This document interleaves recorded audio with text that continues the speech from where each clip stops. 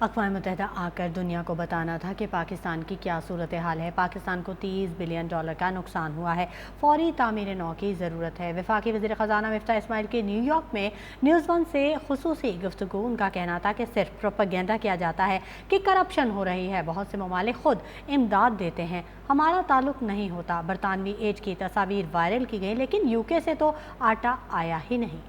ایک تو UN میں آ کے دنیا کو بتانا تھا کہ اس سال پاکستان میں فلڈز کی کیا حالات ہے، پاکستان کو کتنا نقصان ہوا ہے گلوبل وارمنگ کی وجہ سے، جس پہ پاکستان کا کوئی قصور نہیں ہے، ہمارا کوئی کاربن ایمیشن تو اپریشیبل ہے ہی نہیں۔ اور اس کے بعد دنیا سے یہ بات کرنی تھی کہ اب پاکستان کو ریکنسٹرکشن کرنا، ایک $30 بلین کا نقصان ہے، اس کے بارے میں فنڈنگ کے کیا چارہ جوئی ہو سکتی ہے۔ دنیا بھر سے ایڈ آتی ہے، امریکہ سے ایڈ آتی ہے، چین سے ایڈ آتی ہے۔ امریکہ تو خیر اپنی خود طریقے سے بانٹتا ہے، بہت سارے ممالک خود ہی بانٹتے ہیں، ہمارا اس سے کوئی وہ نہیں ہوتا۔ ہم ان کو لاجسٹک سروسز دے دیتے ہیں، تھوڑی سی سیکیورٹی وغیرہ دے دیتے ہیں، باقی وہ خود بانٹ رہے ہوتے ہیں۔ جھوٹ بھی یہ ہوتا ہے کہ یہ کرپشن ہو گئی، وہ کرپشن ہو گئی۔ کوئی ایک تصویر آ گئی تھی کسی ایک UK ایڈ کا، جب UK سے تو میں کہا تھا آٹا آیا بھی نہیں تھا۔ تو لیکن سچی بات ہے کہ یہ کمپلینٹ ہے اور لیجیٹمیٹ کمپلینٹ ہے کہ ترسیل اس اسپیڈ سے نہیں ہو رہی جس چیز کی ضرورت ہے۔ یہ کمپلینٹ بالکل میں مانتا ہوں ہے، لیکن یہ کرپشن کی کمپلینٹ اس میں جھوٹی ہے۔